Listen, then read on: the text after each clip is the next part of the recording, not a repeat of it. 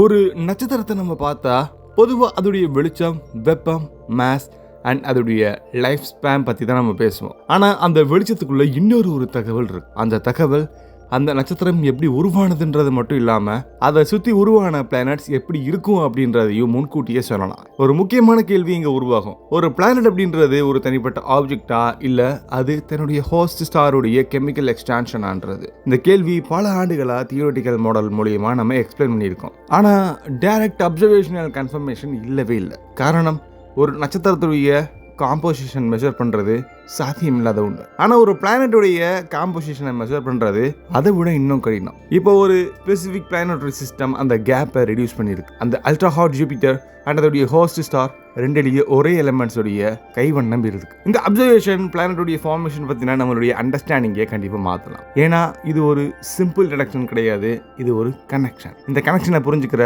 இந்த ஸ்டார் ஃபார்மேஷனை இந்த வீடியோவில் நம்ம தெரிஞ்சுக்க போகிறோம். நான் உங்கள் லோகபால கார்த்திகேயன். இது செனித் ஆஃப் சயின்ஸ்.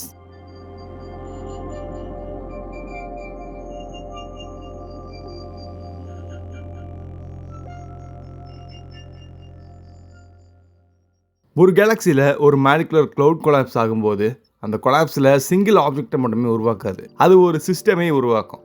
அந்த சிஸ்டத்துடைய மையத்தில் தான் நட்சத்திரம் உருவாக்கும். அதை சுற்றி இருக்கக்கூடிய கேஸ் அண்ட் டஸ்ட் ஒரு புரோட்டோ பிளானட்டரி டிஸ்கை உருவாக்கும். அந்த டிஸ்க்கு தான் அதன் தொடர்ந்து ஃபியூச்சரில் பிளானட்ஸை உருவாக்கக்கூடிய இடமா இருக்கும். அந்த ஆரம்ப நிலை ஆஸ்ட்ரோபிசிக்ஸில் ரொம்ப முக்கியமான ஒன்று. காரணம், அந்த ஸ்டேஜில் இருக்கக்கூடிய கெமிக்கல் காம்போசிஷன் தான் அந்த சிஸ்டமுடைய ஃபியூச்சர் எவல்யூஷனையே தீர்மானிக்குது. இந்த மாலிகுலர் கிளவுடில் இருக்கக்கூடிய எலிமெண்ட்ஸ் ஹைட்ரஜன் அண்ட் ஹீலியம் மட்டும் கிடையாது. அதில் carbon, oxygen, magnesium, silicon, iron மாதிரியான ஹெவியர் எலிமெண்ட்ஸும் இருக்கும். அந்த ஹெவியர் எலிமெண்ட்ஸ் முன்னாடி இருந்த நட்சத்திரத்தில் நடந்த நியூக்ளியர் சிந்தசிஸ் ப்ராசஸ் மூலியமாக உருவாயிருக்கும். அதனால ஒரு புதிய நட்சத்திரம் உருவாகும் போது அது முன்னாடி இருந்த ஸ்டெல்லருடைய பல விஷயங்களுடைய கெமிக்கல் மெமரியை இன்னொரு தலைமுறைக்கு கடத்தக்கூடிய ஒரு மிகப்பெரிய பாலமாக இருக்கும். இந்த கெமிக்கல் மெமரி புரோட்டோ பிளானட்டரி டிஸ்கோடைய பாஸ். இந்த டிஸ்கில் டெம்பரேச்சர் கிரேடியன்ட் கண்டிப்பாக இருக்கும். நட்சத்திரத்துக்கு ரொம்ப பக்கத்தில் அதிகமான டெம்பரேச்சரும் தூரம் போக போக அதோடைய டெம்பரேச்சர் ரொம்ப கம்மியாகவும் இருக்கும். இந்த கிரேடியன்ட் காரணமாக டிஃப்ரெண்ட் எலிமெண்ட்ஸ் டிஃப்ரெண்ட் இடங்களில் உருவாகிறதுக்கான வாய்ப்புகள் இருக்கு. இந்த ரெஃப்ராக்டரி எலிமெண்ட்ஸ்ன்னு சொல்லக்கூடிய மெக்னீஷியம், சிலிக்கான், அயான் மாதிரியானது அதிகமான டெம்பரேச்சர்லையும் சாலிட் ஆகும். அது இல்லாமல் சில வாலடைல் எலிமெண்ட்ஸ்ன்னு சொல்லக்கூடிய வாட்டர், மீத்தேன், அமோனியா மாதிரியானது லோ டெம்பரேச்சர் ரீஜியனில் கண்டாமினேஷன் ஆகும். இந்த டிஃப்ரென்ஷியேஷன் தான் பிளானட்டரி ஃபார்மேஷனுக்கு ரொம்ப பேஸாக இருக்குது, அடித்தளமாக இருக்குது. இதோடைய இன்னர் ரீஜியனில், அதாவது உட்பகுதிகளில் ராக்கி பிளானட் உருவாகும். இதோடைய அவுட்டர் ரீஜியனில், அதோடைய வெளிப்பகுதிகளில் கேஸ் செயின்ஸ் உருவாக ஸ்டார்ட் ஆகும். இந்த ஒட்டுமொத்த ப்ராசஸ் தியரிட்டிக்கல் மாடல்ஸ் மூலியமாக நம்ம பல ஆண்டுகளை எக்ஸ்பிளைன் பண்ணியிருக்கோம். ஆனால் இந்த மாடல்களுக்கு டைரக்டான அப்சர்வேஷனல் கன்ஃபர்மேஷன் ரொம்ப கம்மி.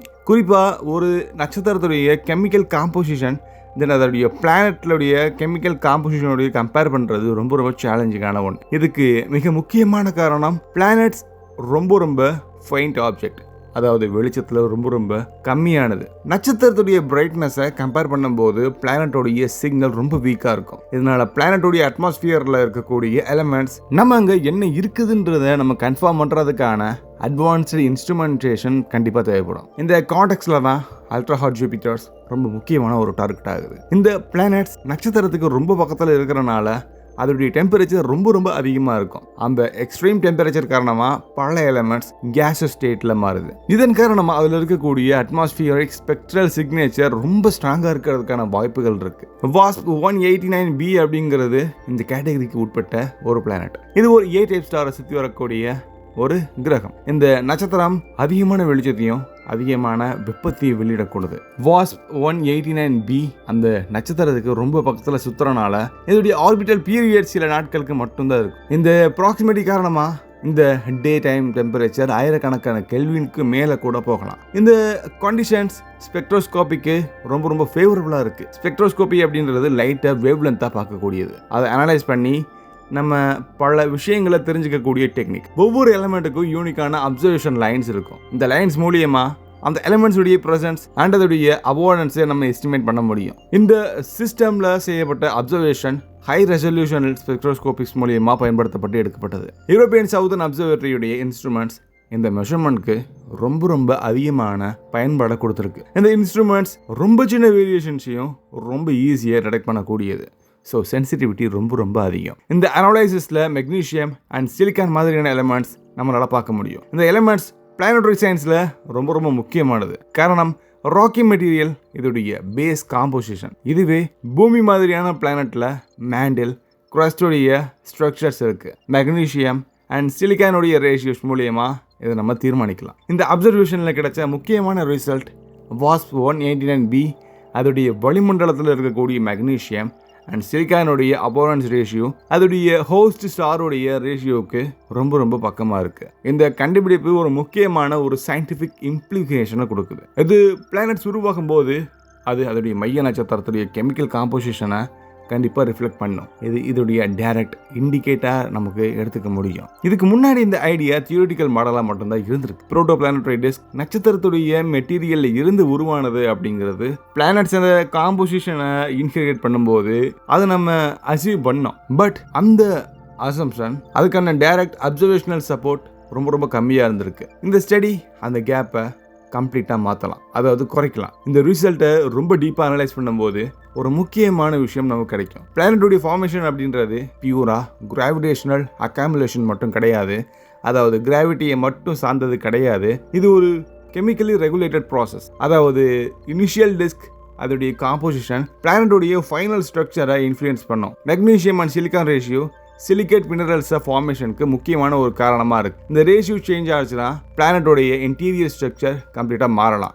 சில பிளானட்ஸில் ஆலிவைன் டாமினேட்டட் மேண்டில் கண்டிப்பாக இருக்குது. சில பிளானட்ஸில் பைராக்சின் அதோடைய ஸ்ட்ரக்சரை டாமினேட் பண்ணக்கூடியதாக இருக்குது. இதன் மூலயமா ஒரு நட்சத்திரத்துடைய கெமிக்கல் காம்போசிஷன் தெரிஞ்சதுன்னா அதை சுற்றி உருவாக்கக்கூடிய ராக்கெட் பிளானட் எப்படி இருக்கும், கல் கிரகம் எப்படி இருக்குன்றதை நம்மளால் ஓரளவுக்கு ப்ரெடிக்ட் பண்ண முடியும். இந்த அப்ரோச் எக்ஸோ பிளானட்டுடைய சயின்ஸில் ஒரு புதிய டைரக்ஷனை கொடுத்துருக்கு. இதுவரையும் எக்ஸோ பிளானட்டுடைய பல விஷயங்கள் மெயினாக மேஸ் அண்ட் அதோடைய ரேடியஸ் மூலியமாக கிளாசிஃபை பண்ணப்பட்டிருந்துச்சு. பட் டென்சிட்டி கால்குலேட் பண்ணி அது ராக்கியா அல்லது அது கல் கிரகமா அல்லது அது கேஷியஸ் பிளானட்டா அப்படிங்கிறத இன்ஃபேர் பண்ணப்பட்டிருக்கு. ஆனால் இந்த மெத்தட் ரொம்ப லிமிட்டடாக இருக்குது. இப்போது கெமிக்கல் அபோரன்ஸ் மெஷர்மெண்ட் மூலியமாக டைரெக்டாக நம்ம பிளானட்டரி காம்போசிஷனை புரிஞ்சுக்கிற முடியுது. இந்த அட்வான்ஸ்டு ஸ்பெக்ட்ரோஸ்கோபி டெக்னாலஜியுடைய வளர்ச்சியினால தான் இது சாத்தியமாக இருக்குது. ஹை ரெசல்யூஷன் இன்ஸ்ட்ருமெண்ட்ஸ் ரொம்ப நேரோ ஸ்பெக்ட்ரல் லைன்ஸை டிடெக்ட் பண்ணி இதில் இருக்கக்கூடிய இண்டிவிஜுவல் எலமெண்ட்ஸை ஐடென்டிஃபை பண்ண முடியுது. இந்த கான்டெக்ட்ல WASP-189b ஒரு ஐடியல் லெபார்டரி மாதிரி,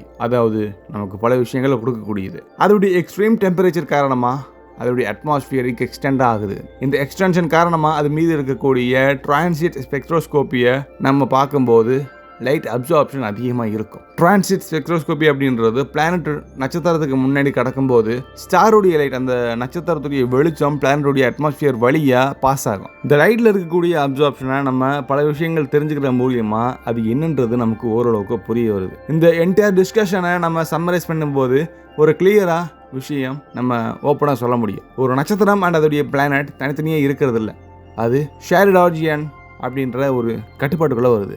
அந்த ஆரிஜின் கெமிக்கல் லெவலில் மெஷர் பண்ணலாம். இந்த மெஷர்மெண்ட் டெக்னாலஜி அதோடைய எவல்யூஷன் சாத்தியமாகிக்கிட்டே இருக்குது. இந்த வளர்ச்சி யூனிவர்ஸை புரிஞ்சுக்கிற நம்மளுடைய அப்ரோச்சை இன்னும் மாற்றலாம். இப்போ நம்ம ஒரு பிளானட்டை பார்க்குற போது அது தனியாக பார்க்கல, அது நட்சத்திரத்தை சேர்த்து பார்க்குறோம். ஸோ அதோடைய ஃபார்மேஷனுடைய ஹிஸ்ட்ரியும் நம்ம சேர்த்து பார்க்குறோம். இந்த இன்டெகிரேட்டட் வியூ தான் மாடர்ன் ஆஸ்ட்ரோஃபிசிக்ஸுடைய ஒரு மைய பகுதியாக இருக்குது. இந்த அண்டர்ஸ்டாண்டிங் இன்னும் எவால்வேட் ஆகிட்டே இருக்கும். மேலும் அப்சர்வேஷன், மேலும் ரொம்ப துல்லியமான மெஷர்மெண்ட்ஸ், மேலும் நம்ம பல ரிஃபைனட் மாடல்ஸ் எல்லாமே ஒன்று சேர்த்து இந்த எவால்யூயிங் பிக்சரை இன்னும் ஷைன் ஆக்கும். இந்த ப்ராசஸில் ஒவ்வொரு புது டேட்டாஸும் ஒரு புதிய லேயர் மாதிரி ஆட் ஆகிட்டே இருக்கும். WASP-189b இந்த சிஸ்டம் இந்த லேயரில் ஒரு முக்கியமான சான்று. இது ஒரு எண்ட் பாயிண்ட் கிடையாது, இது ஒரு ஸ்டார்டிங் பாயிண்ட் நம்ம எடுத்துக்கலாம். இந்த ஸ்டார்டிங் பாயிண்டில் இருந்து தான் ஃபீச்சர், ரிசர்ச் அண்ட் இன்னும் அதிகமான கொஷினுக்கான ஆன்சரை தேடக்கூடிய ஒரு காரணமாக இருக்கும். எப்படி வெவ்வேறு ஸ்டெல்லர் என்விரான்மெண்ட், டிஃப்ரெண்டான வெவ்வேறு பிளானட்ஸுடைய சிஸ்டம் உருவாகுது, அது எப்படி எவால்யூட் ஆகுது அப்படின்ற கேள்விக்கு நமக்கு பல விஷயங்கள் இப்போ நம்ம கண்டுபிடிச்சிட்டு இருக்கோம். ஸோ ஃப்யூச்சரில் இன்னும் எவால்யூட் ஆகும்போது நமக்கு டேட்டா ரொம்ப துல்லியமாக மாறும். நீங்கள் அதை தொடர்ந்து பார்க்கணுன்னா மறக்காமல் நீங்கள் சப்ஸ்கிரைப் பண்ணிட்டு பெல் ஐக்கானை கிளிக் பண்ணுங்கள். பாய்.